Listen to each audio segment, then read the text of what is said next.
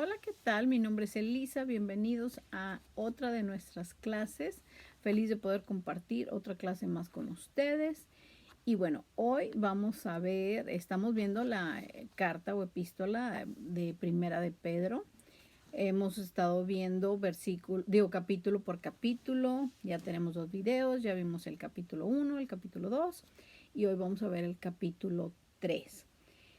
En el capítulo, como recordatorio, ¿no? En el capítulo 2, Pedro nos enseñó que para tener éxito en vivir como cristianos dentro de un mundo hostil, se requiere mantener relaciones correctas en 2 lugares. Nos habló de la sociedad civil y nos habló del trabajo. Y bueno, hoy en el capítulo 3 vamos a ver la familia y la iglesia local. Bueno, vamos a ver cuáles son nuestros deberes conyugales. Vamos a empezar leyendo el capítulo 1 y 2. Dice deberes conyugales.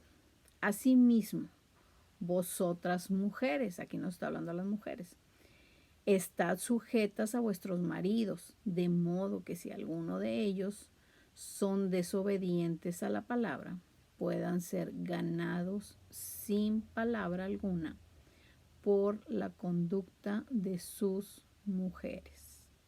2. Al observar vuestra conducta casta y respetuosa.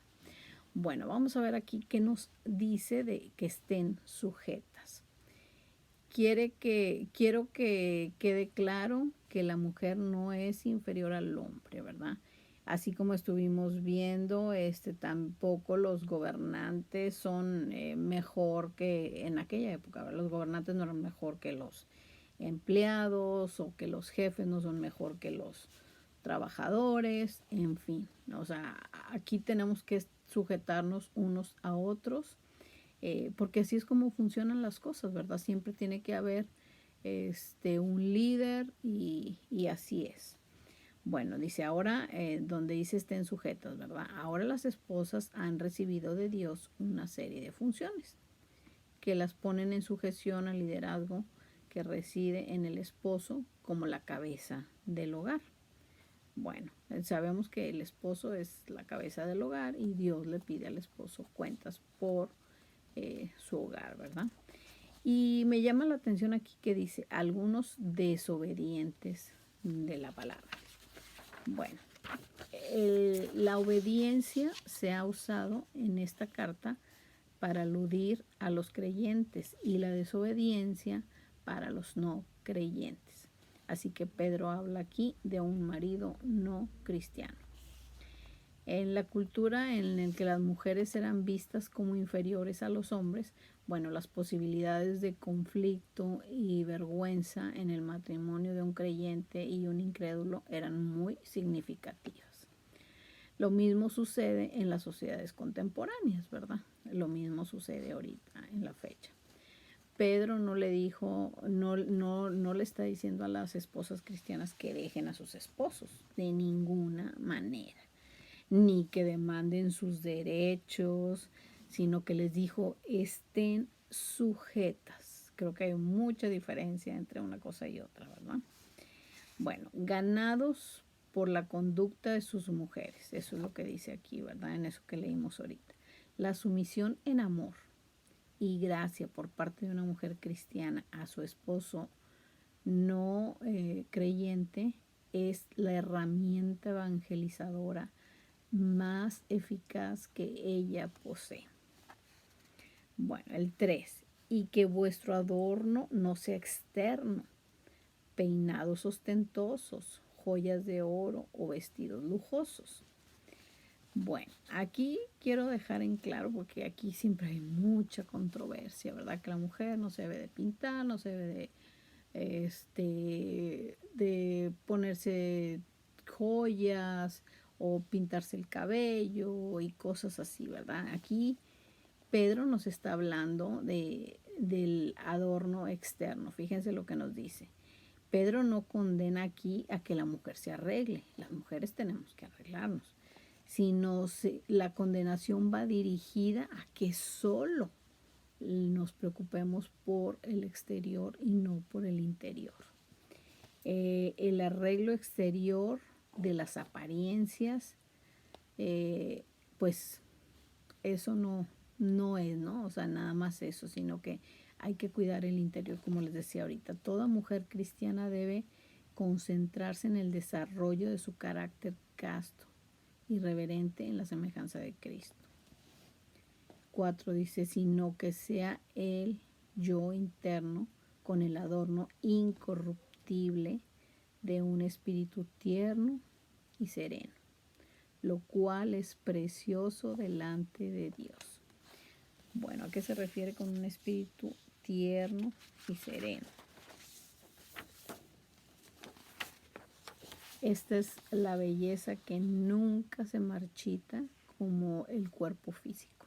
Cuerpo físico, bueno, como hemos estado diciendo en las otras cartas, aquí estamos de paso, ¿verdad? Nuestra ciudadanía es el cielo. Entonces, este cuerpo se debilita, este cuerpo pues va a morir, pero lo de adentro, nuestro interior, eso no se marchita, eso no se acaba. Bueno, aquí nos habla de tierno, esto se refiere a manso y humilde. Nos dice que sereno, el carácter de sus acciones y reacciones hacia su esposo y la vida en general. Esto es algo valioso y estimable no solo para el esposo, sino para Dios también. El 5 dice, porque si así también se adornaban en otro tiempo las santas mujeres que esperaban en Dios, estando sujetas a sus maridos. 6. Y así obedeció Sara a Abraham, llamándolo Señor. Y vosotras habéis llegado a ser hijas de ella, si hacéis el bien y no estáis amedrentadas por ningún temor. El 7. Y vosotros maridos igualmente, convivid de manera comprensiva con vuestras mujeres, como un vaso más frágil, puesto que es mujer, dándole honor como a coheredera de la gracia de la vida, para que vuestras oraciones no sean estorbadas. Bueno, aquí dice maridos igualmente. La sumisión también es responsabilidad de un esposo cristiano. El esposo se debe sujetar a Cristo para que la mujer se sujete a su esposo, y el esposo igual, o sea, debe de haber sumisión y responsabilidad en el esposo cristiano, ¿no? Aunque no se somete a su esposa como líder, el esposo creyente debe someterse al cumplimiento del deber amoroso de ser sensible a las necesidades, a los temores y a los sentimientos de su esposa. En otras palabras, un esposo tiene que subordinar las necesidades de su esposa, bien sea cristiana o no. Bueno, Pedro hace un llamado especial sobre la consideración, la caballerosidad y el compañerismo. Bueno, aquí dice que la mujer que la trate como vaso más frágil. Aunque son iguales, el hombre y la mujer en Cristo no tiene inferioridad espiritual por ser mujer, pero sí es más débil en otros sentidos y necesita protección, necesita provisión y fortaleza de parte de su esposo. Físicamente, interiormente, ante Dios somos iguales, ¿verdad? Pero físicamente, bueno, sabemos que el hombre es más fuerte que la mujer, y pues las mujeres necesitamos sentirnos protegidas.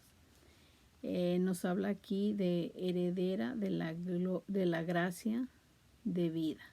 Aquí la gracia de la vida no es la salvación, sino el matrimonio, porque la mejor relación que se puede tener en la tierra es el matrimonio. El esposo debe cultivar, como dijimos, el compañerismo y la intimidad con su esposa. Bueno, aquí nos dice, para que sus oraciones no sean estorbadas.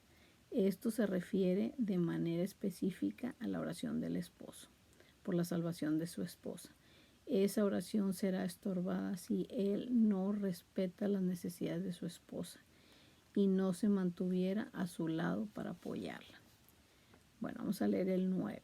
No devolviendo mal por mal o insulto por insulto, sino más bien bendiciendo, porque fuisteis llamados con el propósito de heredar bendición. ¿Qué se refiere con más bien bendecido? La bendición que un cristiano debe dar al que maldice incluye buscar maneras de servirle, de orar por su salvación o su progreso espiritual, manifestarle gratitud, hablar bien de su persona y desear su bien. Y aquí es donde muchas veces se nos hace difícil a todos, tanto como hombres o mujeres, pero bueno, sabemos que Cristo nos dejó el ejemplo, ¿verdad? Y tenemos que seguir su ejemplo. Dice, fueron llamados con el propósito. Una persona a la que Dios ha dado tantas bendiciones inmerecidas, porque todas son inmerecidas, en lugar de juicio debería procurar la bendición que se recibe al conceder perdón gratuito a alguien que te haya ofendido. Bueno, vamos a leer aquí del 10 al 12. Dice 10, pues el que quiere amar la vida y ver días buenos, refrene su lengua del mal y sus labios no hablen engaño. El 11, apártese del mal y haga el bien. Busque la paz y sígala. El 12, porque los ojos del Señor están sobre los justos y sus oídos atentos a sus oraciones. Pero el rostro del Señor está contra los que hacen el mal. En esta sección, Pedro dio consejos claros acerca de experimentar ese gozo abundante y la plenitud de la vida. Y bueno, los requisitos para la vida plena incluyen una respuesta no negativa hacia los que maldicen y hacen daño. También nos dijo un lenguaje puro y honesto, un desprecio al pecado y la búsqueda de la paz. Una motivación correcta, es decir, obrar conforme a la justicia que agrada a Dios omnisciente. Bueno, sufriendo. 13. ¿A quién os podrá hacer daño si demostráis tener celo por lo bueno? Es inusual que las personas traten a los que se dedican a hacer el bien, ¿verdad? Ni el mundo hostil tratará de hacer daño a personas que tratan de hacer el bien a la sociedad, que tratan con amabilidad y con cuidado a todos. Pero claro, hay sus excepciones, ¿verdad? Bueno, aquí nos habla, vamos a leer el 14, perdón. Pero aún si sufrís por causa de la justicia, dichosos sois. Y no os amedrentéis por temor a ellos, ni os turbéis. Bueno, aquí nos dice dichosos. ¿Qué significa dichosos? Significa siéntanse privilegiados. 15. Sino santificad a Cristo como Señor en vuestros corazones, estando siempre preparados para presentar defensa ante todo el que os demande razón de la esperanza que hay en vosotros, pero hacedlo con mansedumbre y reverencia. Santifiquen a Cristo como Señor de sus corazones. A ver, ¿qué significa esto? Aparten a Cristo como Señor de sus corazones. El corazón es el santuario en el que Él prefiere ser adorado. Estamos hablando de Cristo, ¿verdad? Vive en comunión con el Señor Jesús en amor y obediencia, y Él no tiene nada que temer. Vive en comunión con el Señor Jesús en amor y obediencia a Él, y no tendrás nada que temer. Bueno, aquí nos habla también de estando siempre preparados para presentar defensa. Los creyentes debemos de entender lo que creemos y por qué somos cristianos, para ser capaces de articular nuestras creencias.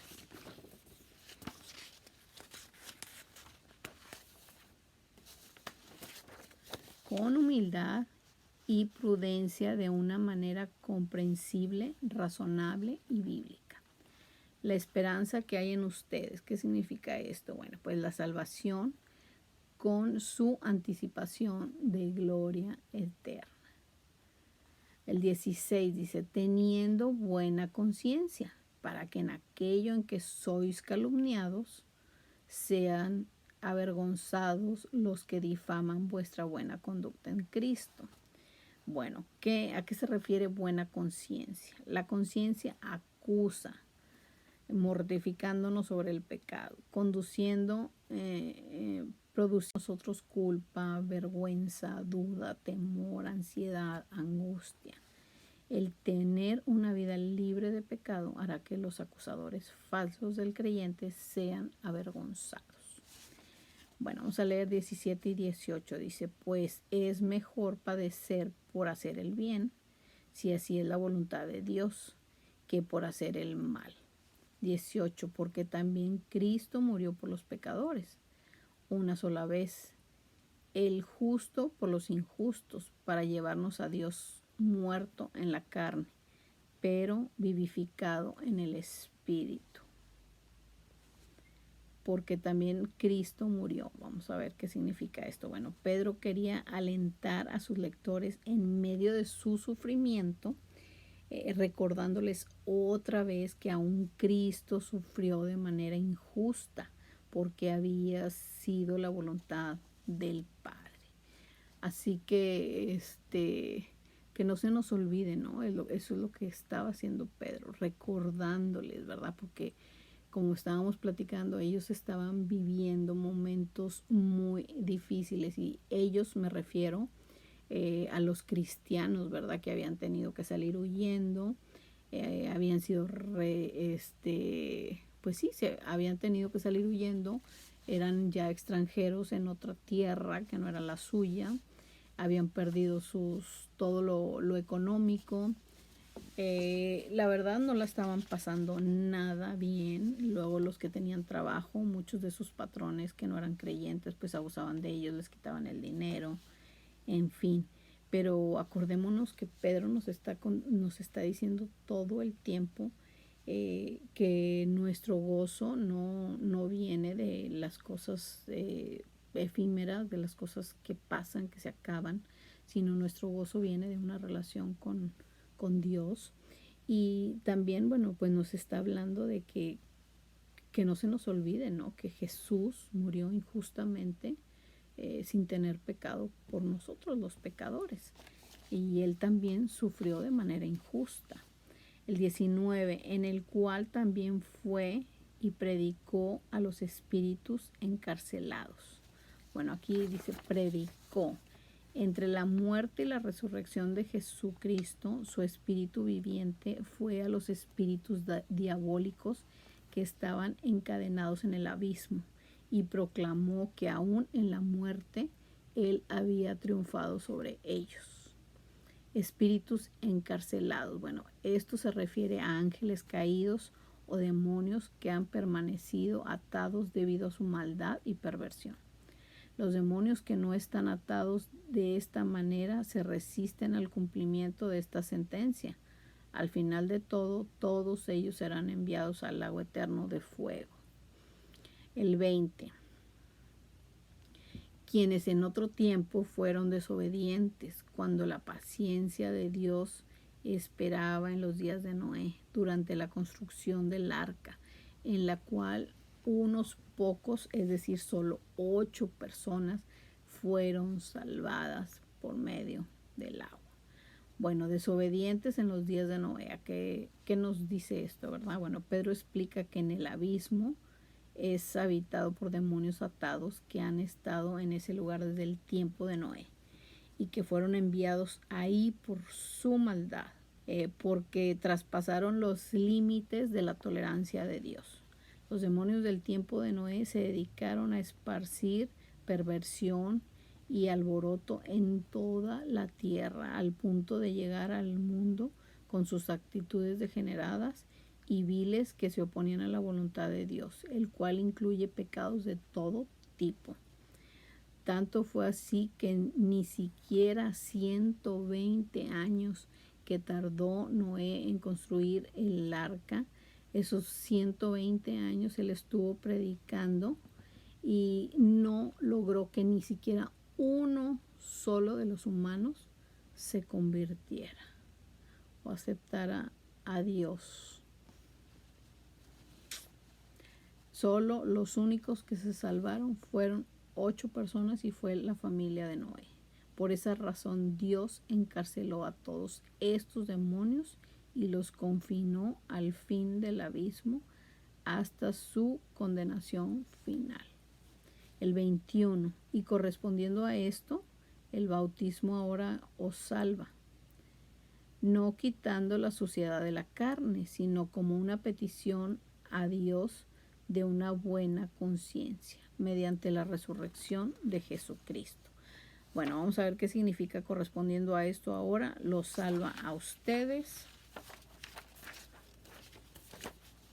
Aquí Pedro nos enseña que el hecho de que 8 personas estuvieran en una arca y pasaran todo el juicio sin sufrir daño alguno es análogo a la experiencia del cristiano en la salvación de estar en Cristo, quien es el arca de nuestra salvación. Amén. El bautismo mediante la resurrección de Jesucristo. Pedro no se refiere en absoluto al bautismo en agua, sino a una inmersión simbólica que representa la unión con Cristo, como un arca que protege con seguridad del juicio universal de Dios. 22. ¿Quién está a la diestra de Dios, habiendo subido al cielo después de que habían sido sometidos los ángeles, autoridades y potestades? Bueno, vamos a ver qué significa la diestra de Dios. Después de que Jesús terminó su obra en la cruz, fue levantado de los muertos.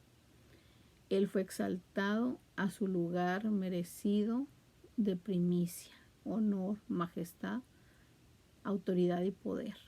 El punto de aplicación para los lectores de Pedro es que el sufrimiento puede convertirse en la oportunidad para el triunfo más grande de la vida, como puede verse en el ejemplo dejado por nuestro Señor Jesucristo. De verdad que es una, como les decía, bueno, ya con esto terminamos el capítulo 3. Es una muy bonita carta, hay mucho que aprender. Sabemos que en este mundo vamos a tener aflicciones. Vemos todo lo que tuvo que pasar el Señor Jesucristo, que fue despreciado. La palabra nos habla a nosotros también de que nosotros también vamos a ser despreciados por seguirlo a Él. Pero entendamos que esto es pasajero, esto va a terminar, esto se va a acabar. También hemos estado hablando de que nuestra fe tiene que ser probada, ¿verdad? Por medio de las pruebas. Entonces, pues, enfoquémonos en esa relación que tenemos con Dios. Eso es lo más importante y es lo que nos va a ayudar a pasar por las dificultades, definitivamente. Si no estamos bien agarrados de Dios, es muy difícil, definitivo, pasar por las pruebas. Pero vemos que aún en medio de la tormenta podemos tener gozo, podemos tener esa paz que sobrepasa todo entendimiento. Así que bueno, el día de hoy les quiero dejar nada más pues resaltar eso, ¿no? Esa relación que nosotros tenemos con el Señor. Pues que Dios los bendiga y pues nos vemos la próxima clase. Hasta la próxima.